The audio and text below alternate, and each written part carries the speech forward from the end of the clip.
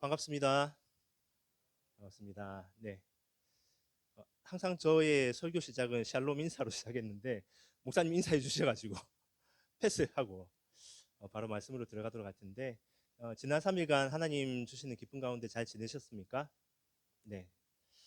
네. 표정을 보니까 다 그러셨던 것 같습니다. 오늘 뭐 평소도 그렇지만은 오늘 성도님들의 얼굴에 미소가 가득한 걸 보니까 저도 조금 더 마음이 평안해지고 또 담대하게 선포할 수 있을 것 같습니다. 네.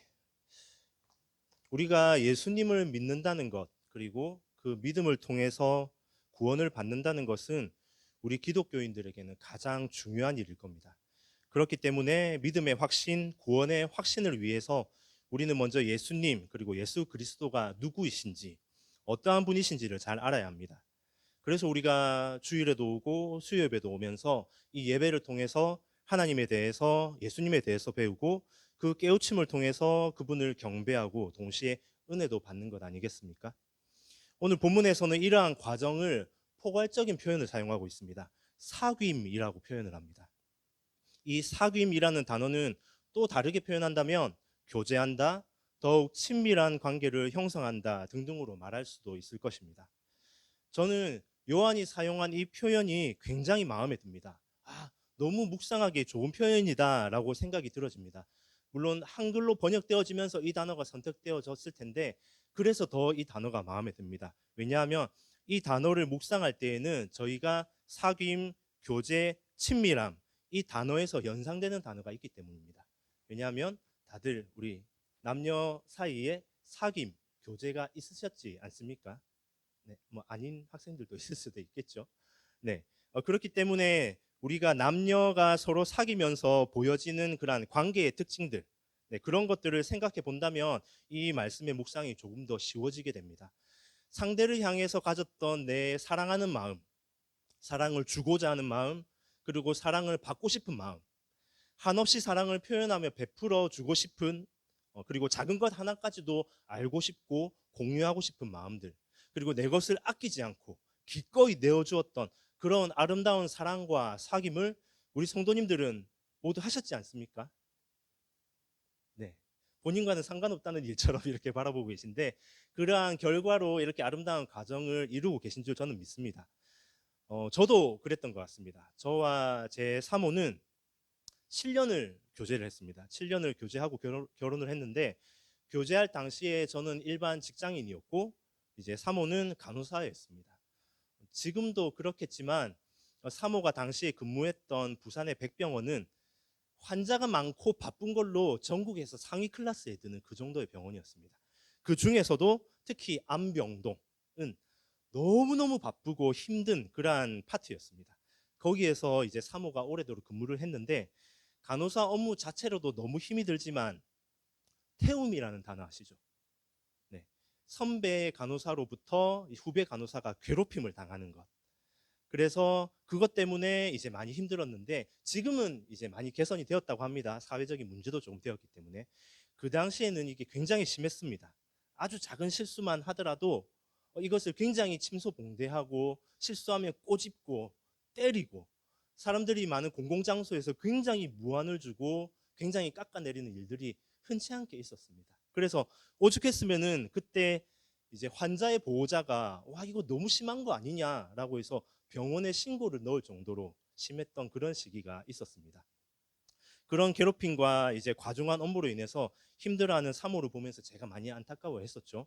그래서 저도 이제 제 직장 일이 있긴 하지만 힘들지만 시간이 맞아질 때마다 이제 박사모가 이브닝 근무가 끝이 나면 밤 12시에, 나이트 근무가 끝이 나면 아침 8시에, 그리고 데이 근무가 끝나면 오후 5시에 이제 일을 마치기를 제가 병원 앞에 가서 기다립니다.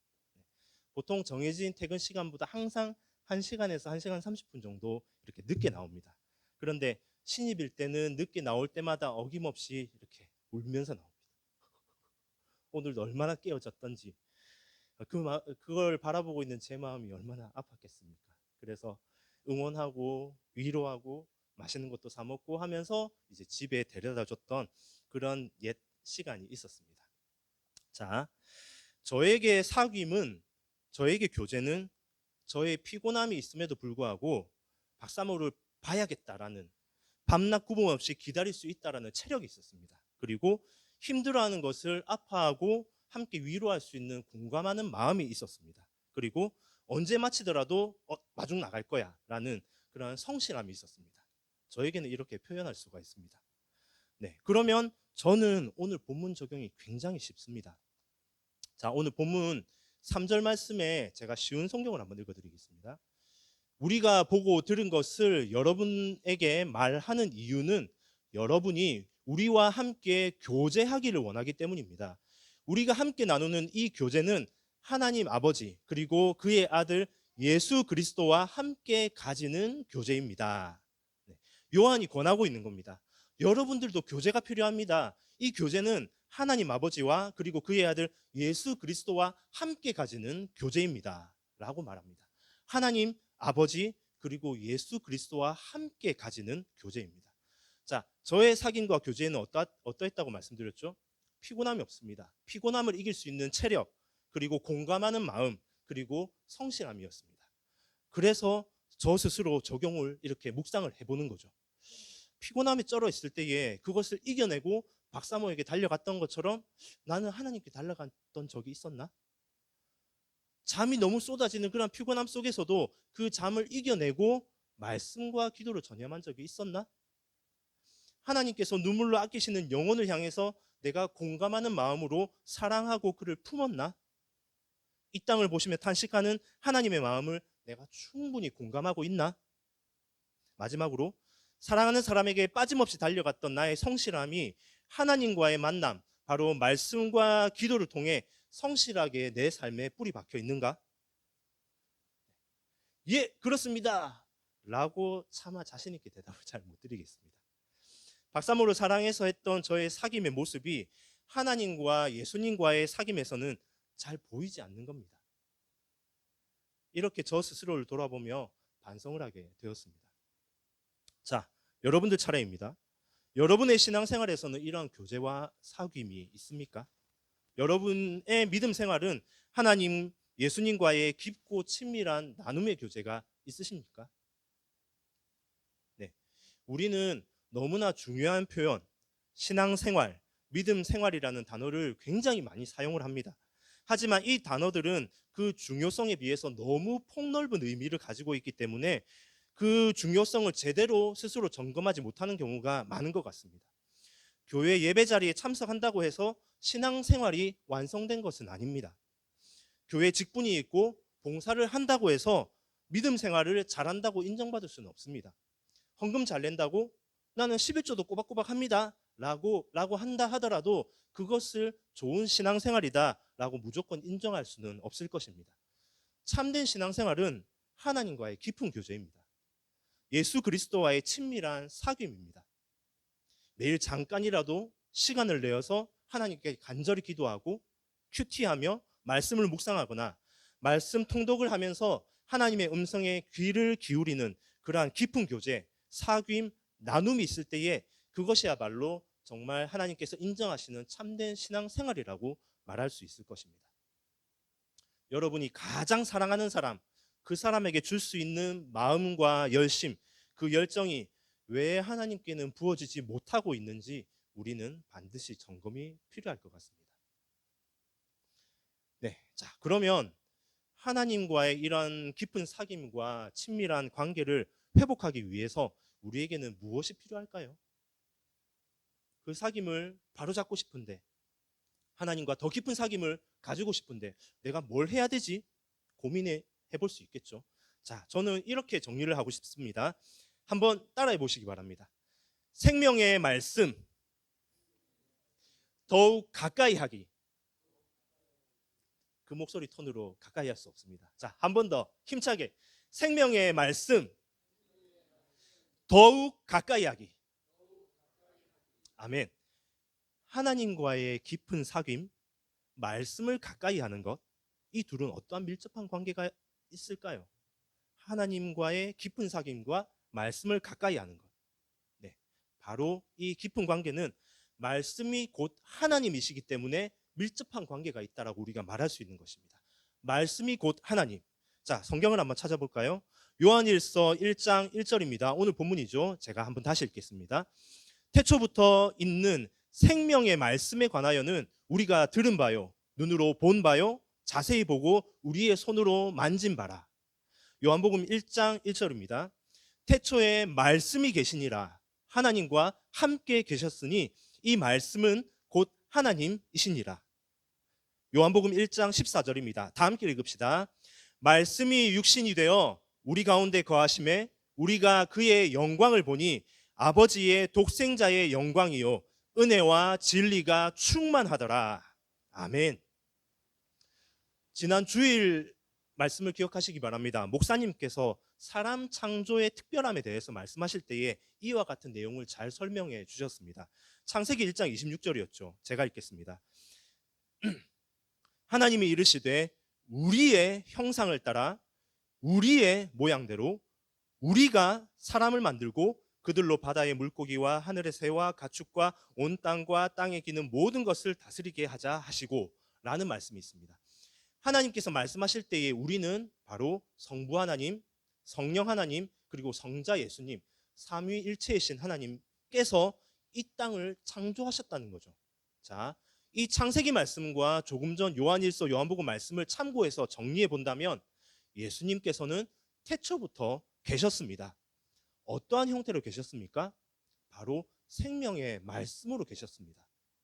그리고 그 말씀이 육신이 되어 이 땅에 예수 그리스도로 초림하신 것입니다.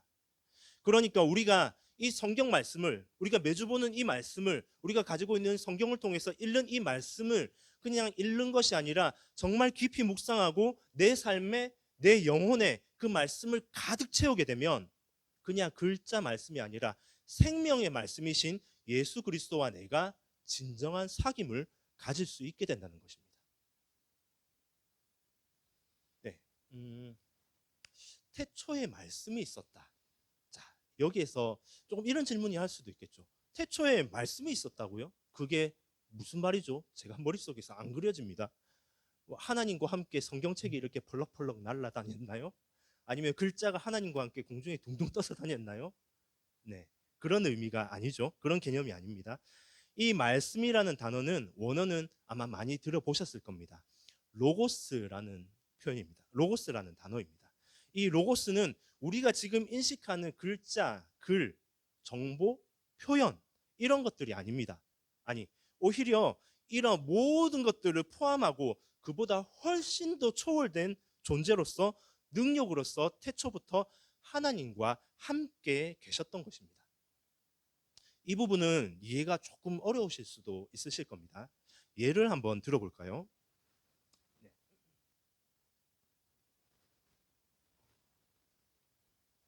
예를 한번 들어보겠습니다.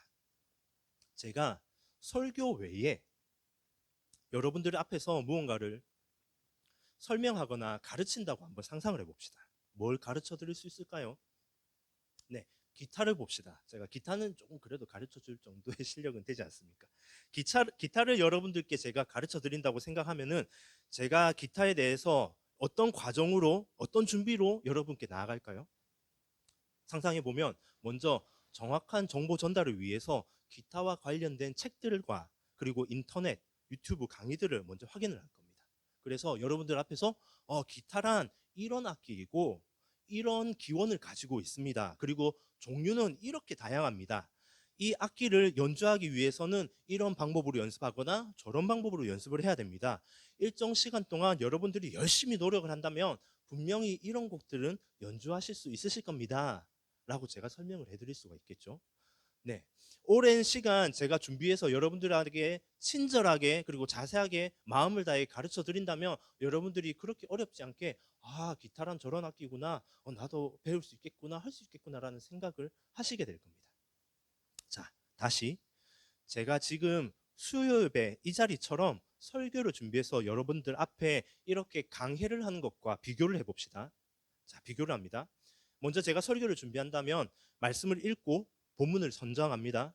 그리고 주석과 관련된 책들을 보면서 본문의 배경은 어떻고 그리고 정확한 정보가 맞는지를 먼저 확인을 하고 그것을 통해서 어떤 묵상을 할 수 있는지 저 스스로 고민을 하게 될 겁니다. 그리고 그 묵상을 돕기 위한 예화를 생각하거나 책이나 인터넷을 통해서 예화를 찾습니다. 그렇게 원고가 마무리가 되면 이제 계속 반복해서 읽습니다. 제 입에 맞는 단어인지, 제 입에 맞는 표현인지, 저에게 익숙한 그런 표현들인지 점검하고 수정하고 점검하고 수정하는 것을 끊임없이 반복을 합니다. 무엇보다 이 모든 과정에서 지속적으로 기도하면서 하나님의 도우심을 구합니다. 자, 두 가지를 말씀드렸습니다. 제가 기타에 대해서 여러분들에게 알려드리고 가르쳐 드리는 것과 설교를 준비해서 전하는 것, 공통점이 있습니다. 제가 열심히 잘 준비해서 여러분들에게 전한다면 기타를 전하건 말씀을 전하건 여러분들의 반응은 크게 달라지지 않습니다. 아, 기타는 이런 악기였구나. 이런 곡도 연주할 수 있구나. 나도 기타를 한번 배워볼까? 아, 오늘 설교는 이런 의미였구나. 아, 이런 묵상이 되는구나. 아, 이렇게 적용해서 이번 한 주를 그렇게 말씀으로 살아볼까? 네, 이런 비슷한 그런 여러분의 적용이 되어질 겁니다. 하지만 공통점이 있는 반면 아주 큰 차이점이 있습니다. 기타에 대해서는 저는 여러분들에게 정보를 전달해 드리는 것, 그것 더 이상도 아니고 더 이하도 아닙니다. 단지 그것뿐입니다. 하지만 설교를 통해서는 단지 정보 전달이 아니라 바로 로고스, 생명의 말씀을 제가 여러분들에게 전해드리는 겁니다. 이것은 정보 전달로 끝나는 간단한 과정이 아닙니다. 어떤 과정이 있었죠? 제가 설교를 준비하는 순간부터 이 본문 말씀을 통해서 저에게 참 지식을 주시기를 예수님께 기도하며 의지를 합니다.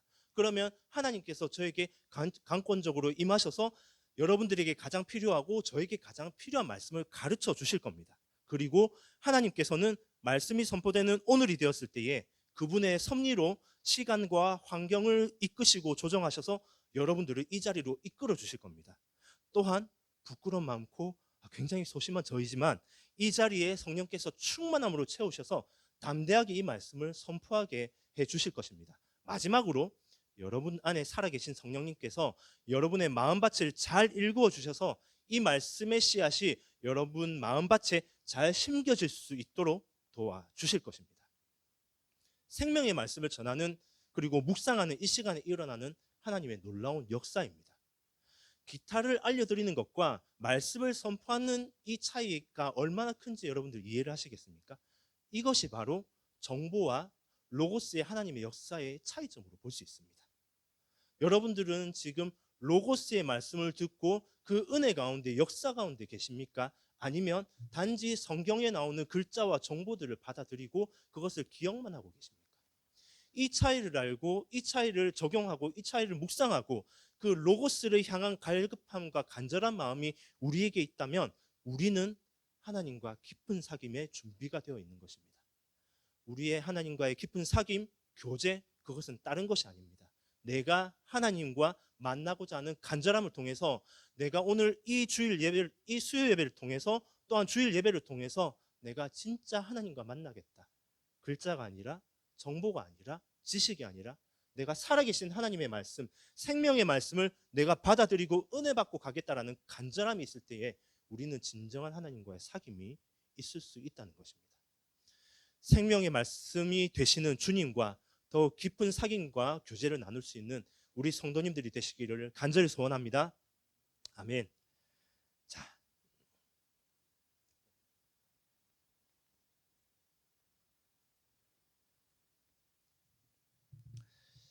네, 그러면 조금 더 구체적이고 실제적으로 말씀을 봅시다.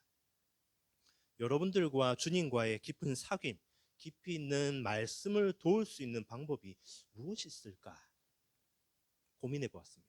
어떻게 좀 더 구체적으로 적용할 수 있을까?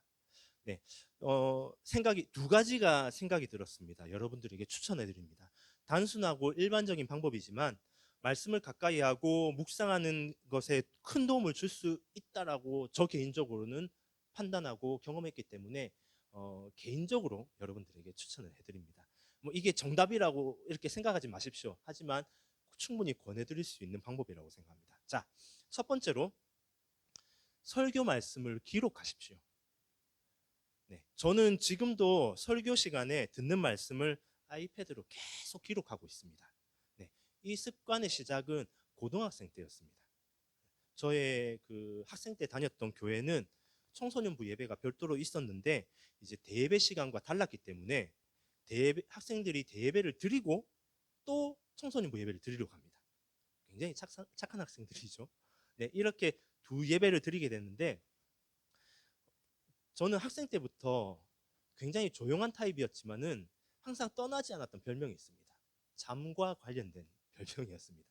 잠이 너무 많았습니다. 그래서 학교에서도 잠티, 잠신, 신으로 불렸습니다. 제가 그 정도로 잠이 너무 많았는데 그러니까 대예배 시간, 그러니까 어른들과 함께 드리는 예배 시간이 얼마나 힘들었겠습니까? 예배를 드릴 때마다 앞에 설교하시는 목사님께 그렇게 인사를 드립니다. 안녕하십니까? 반갑습니다. 감사합니다. 꾸벅꾸벅 끊임없이. 그리고 참 신기한 게 마지막 말씀을 마무리하겠습니다 하면 눈이 싹 떠집니다. 정신이 돌아옵니다. 이 기간이 학생 때 너무 길어지니까 저도 너무 힘든 겁니다.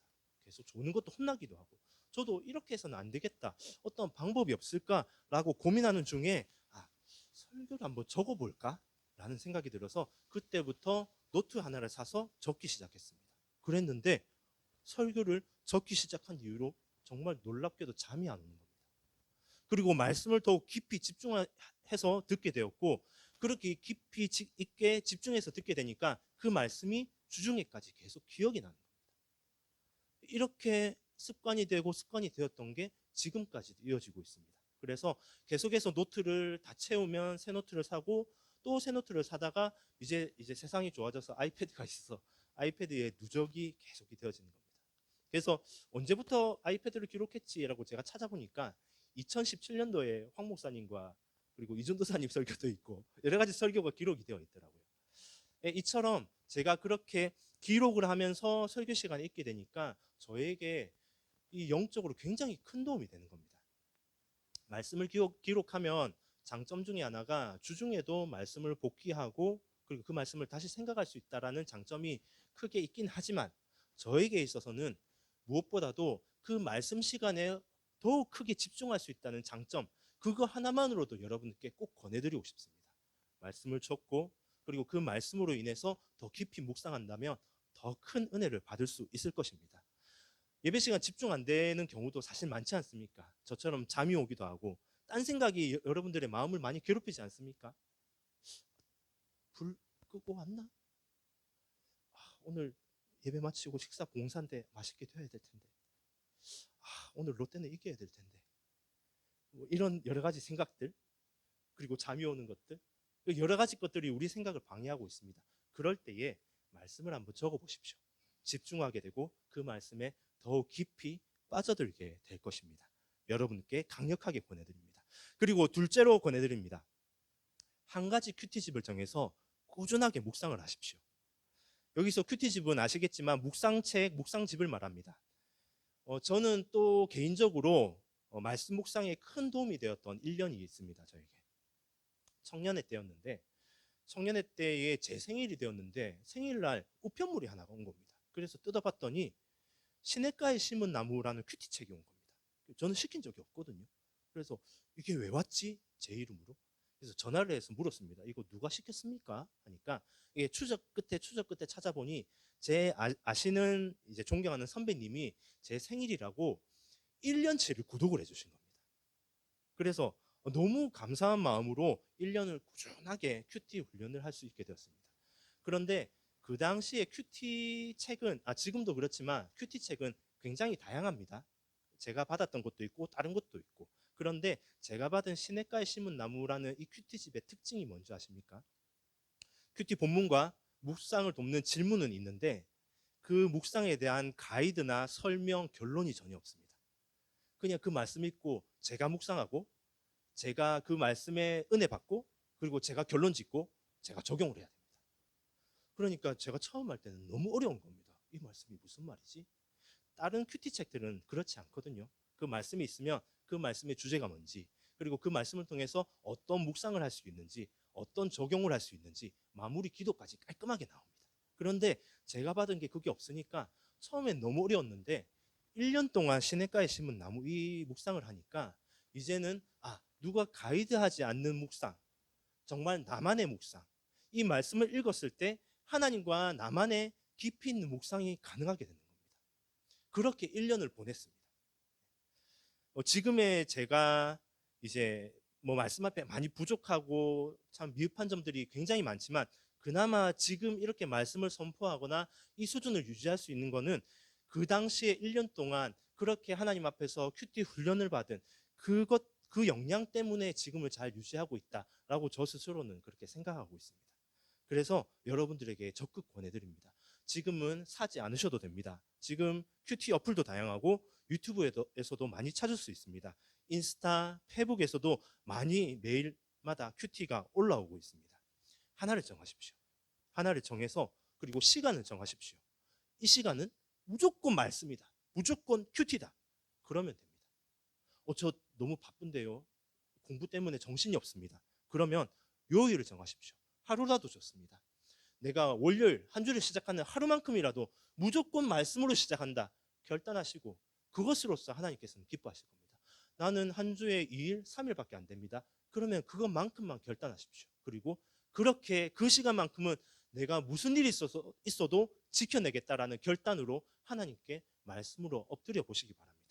그러면 그 말씀이 나의 것이 되고, 그 말씀을 통해서 하나님께서 역사하시고, 생명의 말씀이신 예수 그리스도께서 이제 내 안에서 더욱 능력으로 나타내 주실 것입니다. 어떠한 시간이라도 좋습니다. 우리 모든 성도님들 결단하시고 주님 앞에 엎드려 나아가신다면 하나님께서 여러분 삶 가운데 역사하시고 기적을 보여주실 거라고 저는 분명히 믿습니다. 우리 성도님들 도전! 도전! 네. 자, 말씀을 정리하도록 하겠습니다. 하나님과의 깊은 사귐을, 깊은 교제를 회복하십시오. 생명의 말씀을 더욱 가까이 하십시오. 생명의 말씀입니다. 단지 매주 읽는 정보, 글자, 책에 있는 그러한 글들이 아닙니다. 나를 살리고 내 가정을 살리고 내 삶을 살리고, 그리고 피값으로 세우신 우리 하늘샘 교회를 살리는 그 생명의 말씀입니다. 그 말씀을 붙드시고 다시 일어서는 우리 사랑하는 하늘샘 성도님들 되시기를 간절히 소원합니다. 아멘. 우리 이 시간 말씀을 기억하면서 우리 찬양하고 기도하며 나아갑시다. 주 말씀 향하여 라는 찬양입니다. 주 말씀 향해 우리가 힘차게 달려가며 다시 일어서는 우리 성도님들 되시기 소원합니다. 우리 함께 힘차게 찬양합시다.